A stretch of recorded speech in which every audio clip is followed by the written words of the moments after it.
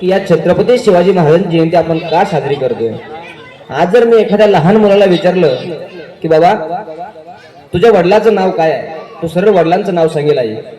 आपण जर त्याला विचारलं तुझ्या आजोबाचं नाव काय आहे, तो आजोबाचं नाव सांगेल। आपण त्याला विचारलं त्याचं पंजोबाचं नाव काय आहे, तो पंजोबाचं नाव सांगेल, पण त्याला खापर पंजोबाचं नाव सांगता येणार नाही। आपण विचार करू शकतो की जर कुळातलं जर आपल्याला आठवण येत नाही, आपल्या घरातले माणसं जे पूर्वज जे आहेत ते जर आपल्याला आठवत नाही, तर मग हे छत्रपती शिवाजी महाराज आपल्या कुळातले नसताना छत्रपती शिवाजी महाराजांचे एवढे दिवस 350-400 वर्ष आज पूर्ण आपण पाहत चाललेलो आहे, तरी पण छत्रपती श्री शिवाजी महाराज आणि धर्मवीर संभाजी महाराज हे नाव आपल्या मनावर कोरलेलं आहे। याचं कारण काय आहे, का एवढे दिवस आपण त्यांची जयंती साजरी करतोय, का ते आपल्या लक्षात आहे, तर त्याचं कारण असं आहे की हे छत्रपती शिवाजी महाराज आणि धर्मवीर संभाजी महाराज हे दोन व्यक्ती असे या महाराष्ट्राच्या मातीला आपल्याला लाभून गेले की त्यांचे उपकार आपण अजन्मी फेडू शकत नाही।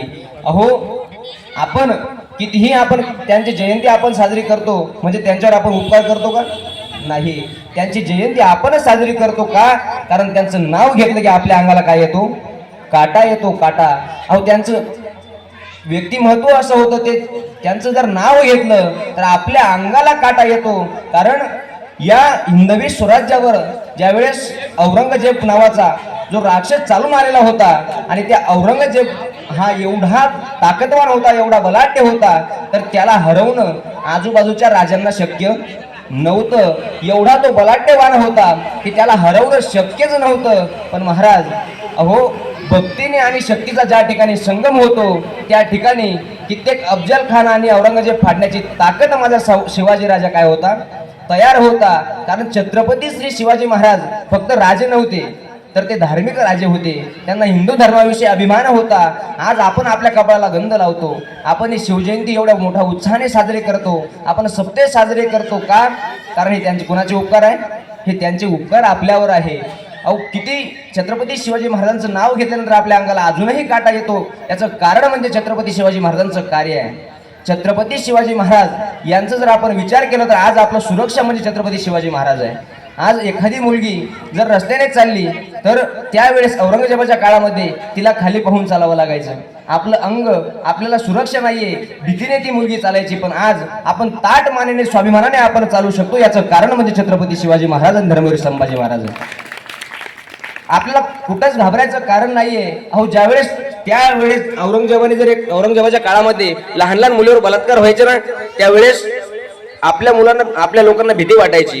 पण ज्यावेळेस छत्रपती श्री शिवाजी महाराजांचा कायदा लागू झाला, अहो, छत्रपती शिवाजी महाराजांच्या राज्यामध्ये जर एखाद्याने बलात्कार केला तर त्याला भर चौकात आणून त्याचे दोन्ही हात आणि दोन्ही पाय करून त्याला चौरंग करायचे। आणि तेव्हापासून बलात्कार ही प्रथा काय झाली? बंद झाली, बंद। आणि मग औरंगजेब जेव्हा शिवाजी महाराजांसमोर युद्ध करायला लागला तेव्हा औरंगजेबाला सुद्धा औरंगजेबाच्या जीवनामध्ये औरंगजेबाने कधीच एवढा बलाढ्यवान आणि शक्तिवान राजा आजपर्यंत पाहिला नव्हता। त्याच्या जीवनावर त्याने एकच राजा पाहिला आणि तो राजा म्हणजे छत्रपती श्री शिवाजी महाराज।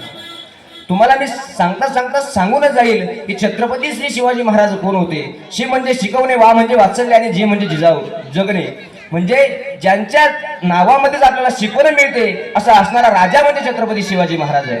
अहो, तो औरंगजेब कशा करता आपल्या हिंदुस्थानात आला होता? हो, कशा करता आला होता?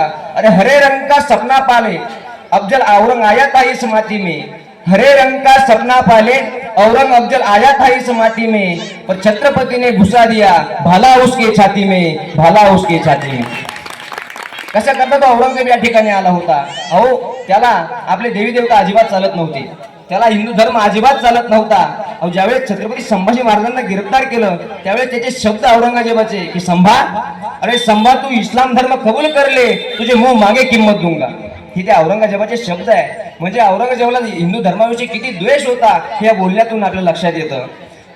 आपण एवढे सुरक्षित आहोत, एक पुण्यामध्ये जुनी घटना घडलेली आहे, तुम्हाला सर्वांना माहिती असेल तरी सांगतो की ज्यावेळेस पुण्यामध्ये एक हल्ला सुरू झाला आणि त्या हल्ल्यामध्ये अनेक तरुण, अनेक लोक एकमेकांवर वार करायला लागले, प्रहार करायला लागले। आणि त्यावेळेस त्या ठिकाणी एका कोपऱ्यामध्ये एक मुलगी बसलेली होती, तरुण 24 वर्षाची मुलगी त्या कोपऱ्यामध्ये बसलेली होती आणि काही 4-5 क्रूर जवानांचं लक्ष त्या मुलीवर गेलं। आणि त्या मुलीवर गेल्यानंतर त्या मुलीला कळालं की आपल्या जीवाला धोका आहे, आता आपण या ठिकाणी सुरक्षित नाहीये. ती मुलगी पळू लागली, धावू लागली. ते जवान त्या मुलीच्या पाठीमागे लागले. 5-6 मुलं त्या मुलीच्या पाठीमागे पळत आहे. मुलगी समोर पळत आहे. पळत असताना, धावत असताना तिने अनेकांची घरं पाहिले.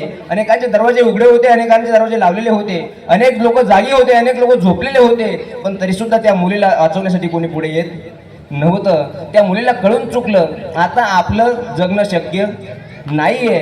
आणि मग त्या मुलीने विचार केला, आता आपण कुठपर्यंत पळणार आहोत. आता शेवटी आपल्याला या कुत्र्यांच्या हाती आपल्याला काय करायचं आहे, लागायचं आहे. पण महाराज, ती मुलगी हिंदू होती. छत्रपतींचे विचार तिच्या डोक्यामध्ये होते आणि डोक्यामध्ये विचार असल्यामुळे ती मुलगी पळत होती, धावत होती. हार न मानता ती मुलगी पळत राहिली. आणि पळत असताना, धावत असताना तिला